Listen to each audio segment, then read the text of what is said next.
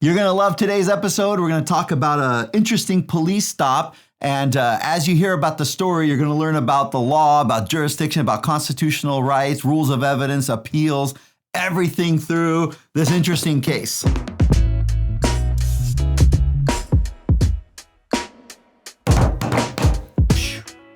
Welcome back, my friends. It's always exciting hearing from you. I got so many calls and comments over the week, and I did get one run by my lawyer, right? This husband and wife, and they have two kids, 18 and 20 now. Anyway, there was in their kitchen, like right by the sink area, you know, sometimes you have that hot water, right? There was this leak there, and it went under their like wooden flooring, laminate to be exact, in their kitchen area, and caused a lot of problems, right? And then they had to rip out the flooring and take the cabinets out. And then when they did that, this mitigation company, the granite tops cracked, okay? As they were like, you know, remedying all this. And now they have to fix the flooring in the kitchen in the nearby area. But the problem is that flooring is consistent throughout the whole house, right? You can see in this little picture, that's the same flooring everywhere. So so they have to fix the flooring everywhere. And here's where it gets even tougher. The granite tops are consistent in the whole kitchen area and in the fireplace, the mantle and all that, right? And this other area in the living room. So, and the granite that they have cannot be replaced. They don't make that kind. This is granite from the 1990s. So to make everything match, they have to replace everything, all right? Oh, and the flooring, they don't have that type of flooring anymore either. So they have to replace all of the flooring. The insurance company said, how about this? We'll give you $0. Okay, because the leak was a slow leak instead of a fast leak. And a lot of insurance policies are written in such a way where they only remedy fast leaks. So what I have to do is get over that hurdle of the slow leak and fast leak and then to get coverage. And even if we do get coverage, will it extend to all those areas, replacing things that are perfectly fine, just so everything still matches? Stay with me for the next 5 years before we can get their money. No, hopefully it doesn't take that long. But insurance companies, that's what they do a lot of times. If there's a gray area, they make people fight for it because most people don't fight for it, okay?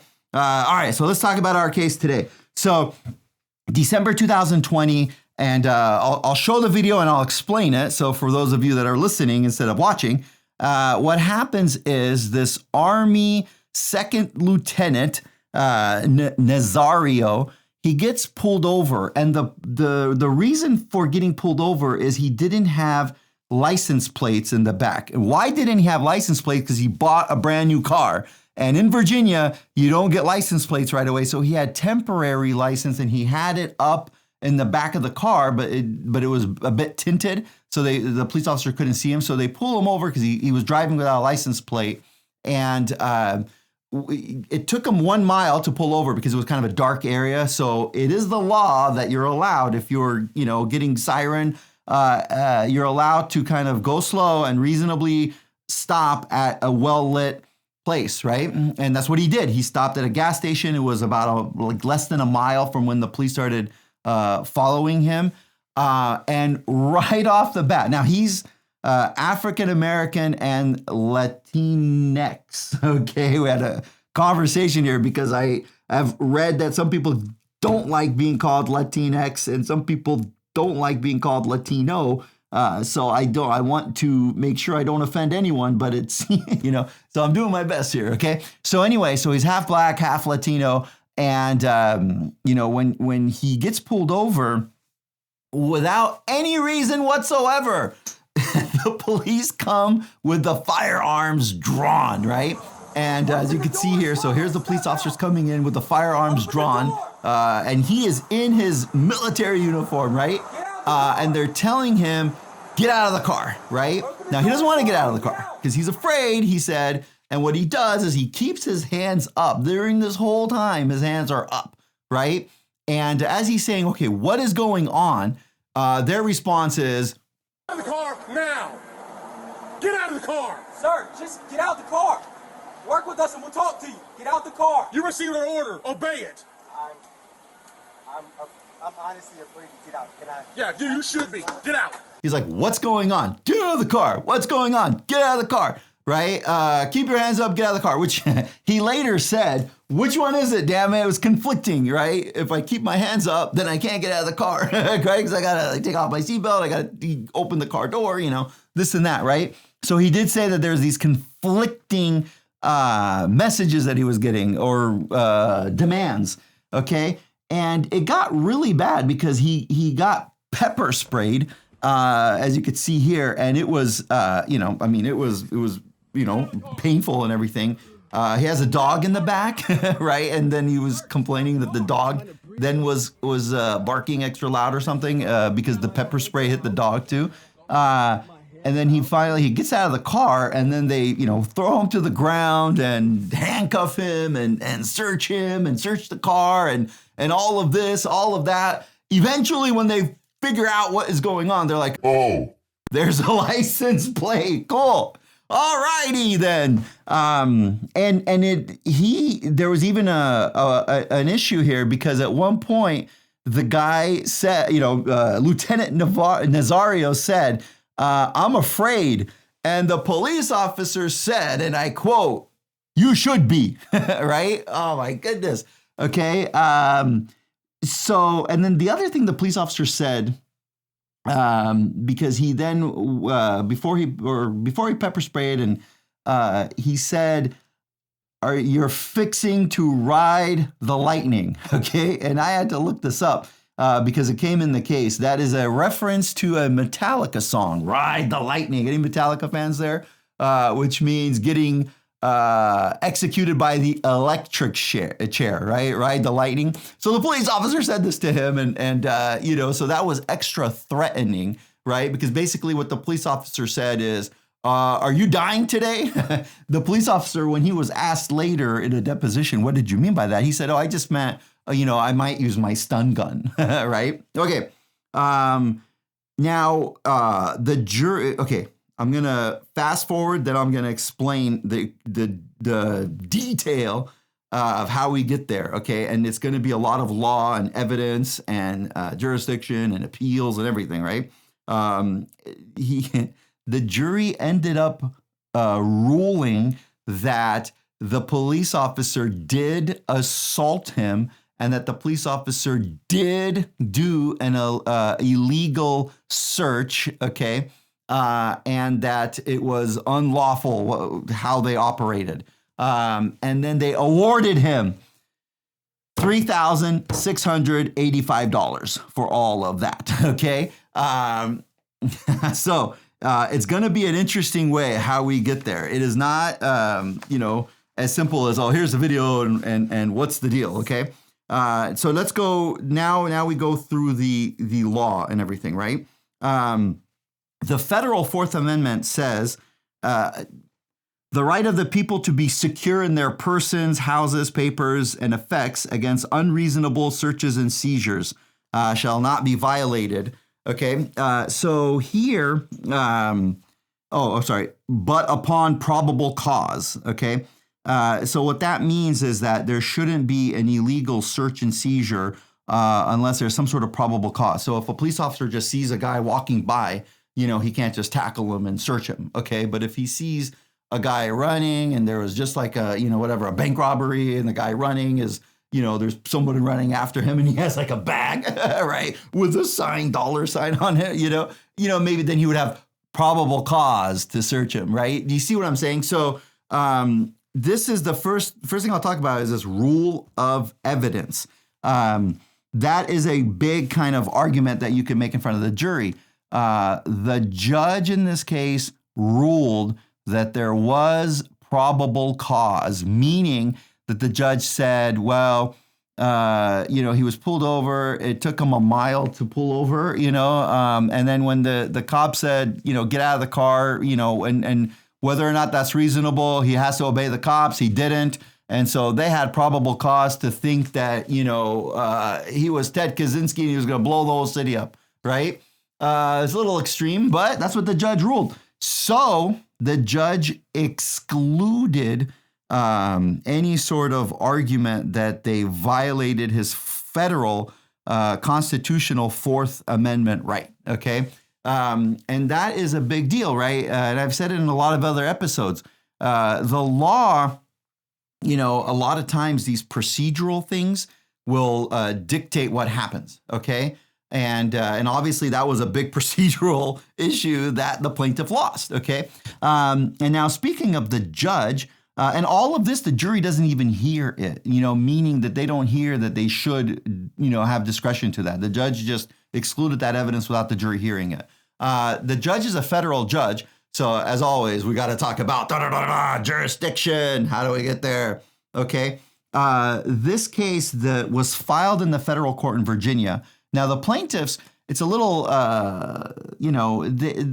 sometimes the plaintiffs, if they're suing the state police, right, which is what they're doing, and they don't want to sue in the state court, right? So the theory is we're going to have a better shot in the federal court, because they're going to be less biased or whatever against the state. I have never personally understood that because, gosh darn it, they're in the same state. It's still going to be in Virginia, but it's the federal court, not the state court. And in my practice, I always used to say, I'm like, in San Diego, the state court is at 330 West Broadway, and the federal court is at, like 331 West Broadway. It's like or Front Street, but it's right across the street, right? So, whatever. Okay, so they think that they're going to get a better shot at the federal court.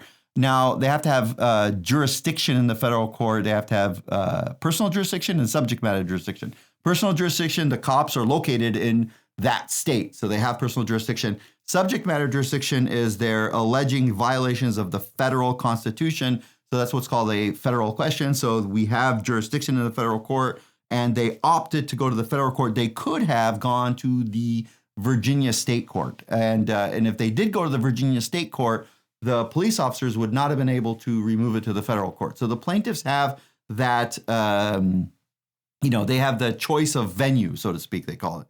Right. And for better or worse, they chose a federal court. All right, cool. All right.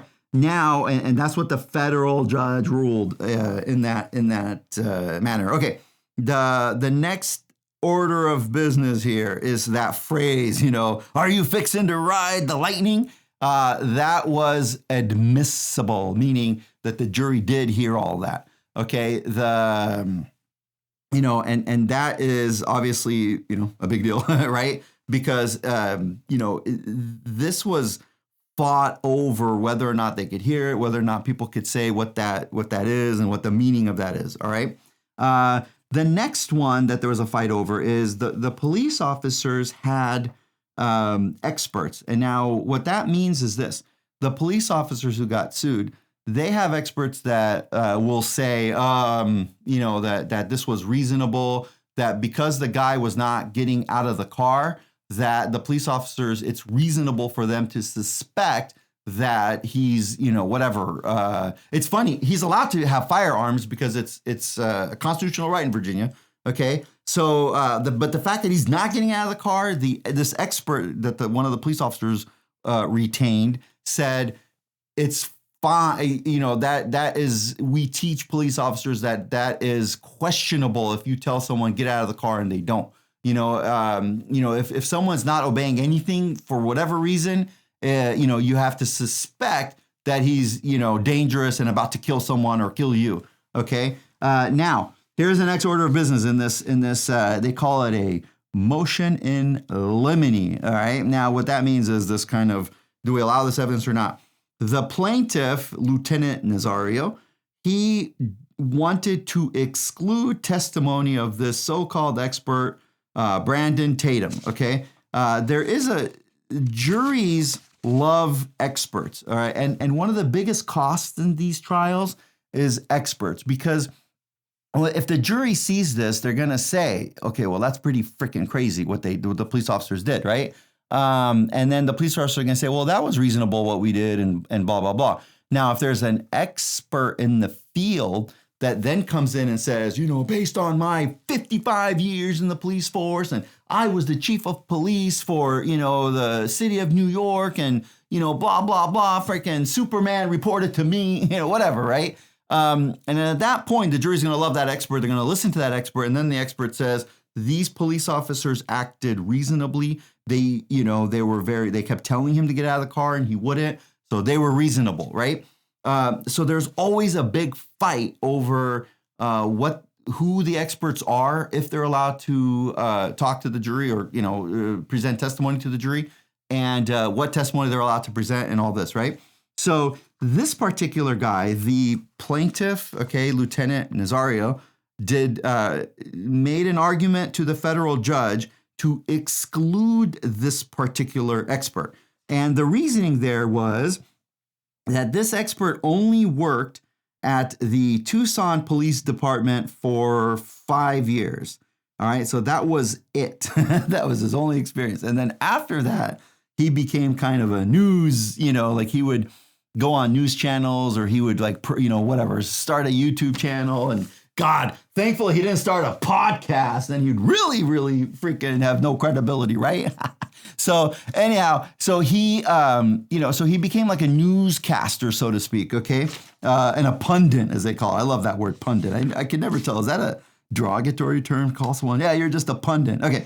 And that he had no real formal training after that 5 years, and that he wasn't really in charge of other police officers and everything. So in essence, he doesn't qualify as an expert, okay? I misspoke. He is a YouTuber, this expert. So after his 5 years at the police academy for Tucson, or not police, after 5 years of working at the police, he started a YouTube channel. He went on news reports and everything, and he was just kind of a talking head.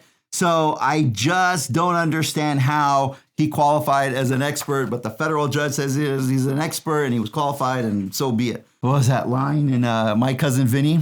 That is a lucid, intelligent, well thought out objection. Thank you, Your Honor. Overruled. That's what the judge ruled. So this guy indeed got to testify. And obviously, what he testifies, as I said, that the police officers acted reasonably for the reasons I mentioned, that the, pepper spraying him was reasonable, forcing him on the ground was reasonable, everything they did was indeed reasonable. The next order of business, he had that particular expert, and this was not allowed to be viewed, is after like a year after all of this, that particular police, that so-called expert, he did a video of the traffic route, from when they started the siren and when the guy pulled over. That was not allowed. The plaintiff didn't want it allowed, and it made sense just because, that particular video, it could show, things. It was done a year later, so, maybe the circumstances changed and whatnot. And sometimes there's these like funny video editing techniques, like maybe, you make it look a little slower, or you make it look a little faster, or you make it look, darker or not as dark, and so when the plaintiff saw that video, they thought it was not a, fair and accurate kind of depiction of how it happened. Okay. All right. So that was that one. And then another one is this one I thought was extremely interesting. Okay. Motion in limine to exclude hypothetical questions. Okay. What is this? Now, and by the way, the reason why I'm going over some of these are just some of them in excruciating detail, is this took over 2 years from the time of the incident to the time of the trial. And by the way, that's fast, okay? Just over 2 years. It's like a baby, okay? And a lot of the fighting was just over these things, the evidence. And this will make or break the case, and I don't want people, the young lawyers out there or aspiring law students, or those of you who are smart enough to not be a lawyer, right? To think, why does this take so long? Or, all it is that they saw the video and they gave the guy money. No, there's all this kind of behind the scenes of what evidence is going to be allowed in and out. Okay, this one in a deposition of this expert, this Brandon Tatum, okay, the plaintiff's lawyer asked him a set of hypothetical questions, okay, meaning, oh, do you think it's fair if, okay, here we go. They asked him 14 different fact sets, they called it. Those are hypotheticals. And in those fact sets, they said, well, what if it was, during the day and, XYZ happened, right? What would you think is fair? And then that expert said, I think this and this would be fair. What if it was at night, but he pulled over right away? What do you think is fair? What about if, the guns are not drawn and the guy doesn't come out of the car? Does that change it? So they asked him all these different questions, okay, all these different hypotheticals. Now, why is this such a big deal that the police officers' attorneys want to exclude? Is because what they're saying is that it's a setup and it's going to make the guy look foolish because, when you ask him all these different questions and different hypotheticals, a jury could kind of be not biased, but they could be misled, things like that. And, it's, so, and things like this, sometimes the hypothetical question could be, well, if the guy is cooperating and he has his hands up, is there ever a need to pepper spray somebody who has his hands up and he's cooperating? Because they could be asking that as a hypothetical question, but then their fear is that the jury would then think that is kind of a reference of what happened here. Do you see what I'm saying? So that would, right? This is why a lot of lawyers, they say something that annoys me. Oh, I don't deal in hypotheticals, right? So anyway, the judge ruled here that no, we do not want all of the, kind of going too far astray is going to confuse the jury and just be, take too long. And there were so many facts that happened here. Let's just stick with this, So that one was, that evidence was indeed excluded. Okay. Now we come to the next order of business. So then what happens at the trial? And by the way, I don't know if, or the jury was mostly African American, okay? And they awarded him so little, okay? The jury found that indeed like I said earlier, the police officer, assaulted him. That's a big deal. They found that a police officer assaulted him. They found that the police officer performed an illegal search. Okay. But it wasn't the federal, it was like a state one because the Virginia state law was a little bit more, a little different than the federal law. So they found that the police officer violated those rights. Okay. And then they awarded him so little. Now, here's what I think. A lot of times I used to tell people, or people would say, let's say it was a divorce case or, some whatever, like a mom may say, oh, I want a female judge. And there was a lot of lawyers that said, me included, would say something like this. You don't know, because sometimes the female judge I've seen were tougher on women than male judges. Okay. And there's a theory out there. Well, maybe a white jury would have given him more, maybe a white jury would have, said something like, holy moly, like, I can't believe that. That is outrageous. That has never happened to me. Like, wow, he should get $1 million. Like he wanted millions. Okay. Cause he even had a psychologist that testified that this caused him post-traumatic stress. Okay. Maybe a white jury would have given him more, I don't know, maybe, and maybe the black jury, maybe they said, this happened to me, or this could have happened to me, or this happened to my cousin. I used to always tell people, you never know about a jury. You could have, you could be in a car crash, freaking somebody's cripple. The other guy was driving drunk or something and hit you. But there will always be one juror at least that says the following, in the jury verdict, the deliberation room, my cousin got in a car crash and he didn't get shit, right? I used to always say that line. My cousin got in a car crash and he didn't get shit. And what I mean by that is they could, it could be, and for the record, it could have been, because that guy's cousin was at fault, or it could have been because that guy's cousin didn't get injured. You know what I'm saying? Or it could be that guy's cousin hit a freaking pole, right? Or that guy's cousin didn't even file a lawsuit, like he didn't care, right? It could be a million things. But when a jury could say, oh, that happened to a friend of mine, or that happened to me, and that person didn't get anything, right? So there's that rule that you never, ever know when it comes to juries, all right? Now, we have to deal with this. The jury verdict of $3,600, which, by the way, there's a dirty little, I don't know if we want to call it a secret or joke, but in these cases, if you find a police officer did something wrong, ordinarily, the lawyers would get their hourly fees paid by the police department. So chances are that the guy got $3,600, but his lawyers are gonna get like $500,000. Okay, I could hear it. I could hear the anger. I could hear it. Okay, everyone chill out. I could hear it. The reason why that's the law, the theory is that we want to award the attorneys who win against the police department or against the government, because then a lot of times in the future, attorneys will represent somebody without money up front. So, the poor and the indigenous and whatnot, they could get legal counsel because the legal counsel knows that if they win, they can get paid by the lawyers. So, that's the theory. So that's why the lawyers are going to make $500,000. And the lawyers for the police department get all that money that they get for their hourly fees. So at least we know all the lawyers got hooked up, okay? So, everyone could chill. All right.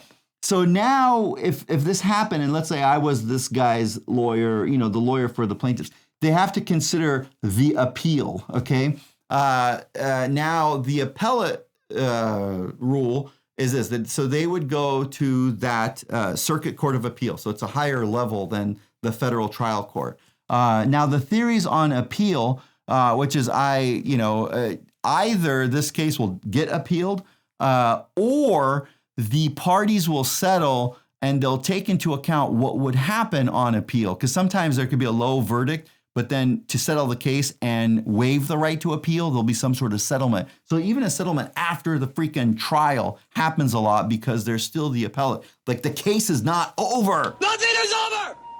Nothing! So the appellate rules, there's two bases here for appeals. There's one that's called as a matter of law, and then there's one that's called as a matter of fact, okay? So what I mean by that goes like this.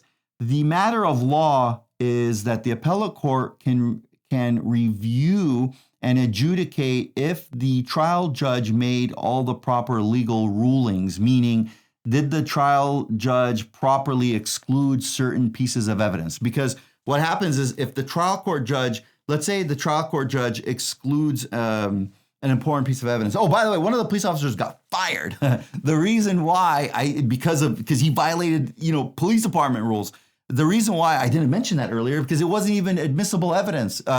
Ordinarily, if they fire someone or they take what's called subsequent remedial measures, that is not proper evidence. That's not admissible evidence. The theory being we want to encourage entities to take remedial actions without penalizing them by having the jury learn about that. So it wasn't even admissible evidence. But for example, all of these different things that the judge excluded or included, or if the judge, jury instructions and how they talk to the jury and things like that, all of that could be issues that go to the appellate court. And if the judge erred on any of those, then there's two things. The appellate court would rule if there was an error, that's one. And then they would have to rule that the error was so bad that it likely screwed up the case. Do you see what I'm saying? It likely had a substantial effect because the theory is there's always going to be something they disagree with a trial court judge, always.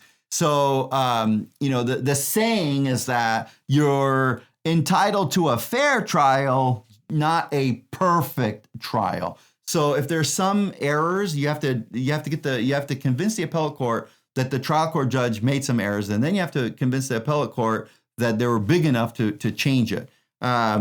Now, the beauty there is that they review those what's called de novo, meaning that it doesn't matter how the trial court judge ruled those. They review it as if there was no ruling. So they don't even give any discretion to the trial court judge on those legal findings. The next one is this matter of fact. That one could be, look, even if the judge did everything right, he included what he was supposed to, he excluded what he was supposed to, everything was done right by the judge. If the only argument is, look, under this circumstance, the freaking jury screwed this guy, they should have given him a lot more money. That one, anything that the jury does, they give the jury discretion, meaning that the only way that the appellate court would overturn a jury verdict is if the jury abused that discretion. All right. My favorite sports analogy here is if, like the referee makes a call on the field, like, oh, that was a touchdown. The only way that they would overturn that is if there's inconclusive evidence that overturns it. Do you see what I'm saying? So they give discretion to the call on the field, and then they overturn it if there's, an abuse of that discretion by the referee on the field. So the same thing here. If the jury, if they abuse their discretion, they could be overturned. Okay. But it's a little bit easier to find errors that the judge made because that one does not, there's no discretion to the trial court judge because it's a legal issue, not a factual determination. Okay. Now it sounds kind of difficult to win on an appeal, right? Doesn't it? It's not as difficult as people think. And I'm going to tell you why. It's kind of, I have this joke about, that the appellate judges want to stay in business, okay? And here's how the joke works for me, is that if they denied every appeal, then they, what would be the point of appellate courts? Do you see what I'm saying? So they better find some freaking errors. It's like imagine you have an auditor that every single year he never does anything, right? It's like, but if he finds some errors, then it's like, okay, good thing we've spent all that money on the auditors. So the appellate court judges, they do indeed overturn cases, and they do overturn a case means there was a case that was done years and years ago, and then they overturned that kind of theory. Reverse means this particular case, they say something was done wrong and they send it back to the trial court judge. Okay. So that is what will happen on appeal. The appellate court will determine those things. So either this case will be appealed, okay, or the law firms for all the different parties will take into account what would happen on appeal, and maybe they give the guy more than $3,600, right? So that he could, that's a very small amount of money, Anyway, so yeah, so that's what will happen. Either it'll be appealed, or my gut feeling is that they'll settle this, but they'll give him more than what the jury awarded. All right. As always, my friends, keep the comments and calls coming. I love hearing from you, and it was a great session today, and look forward to next week.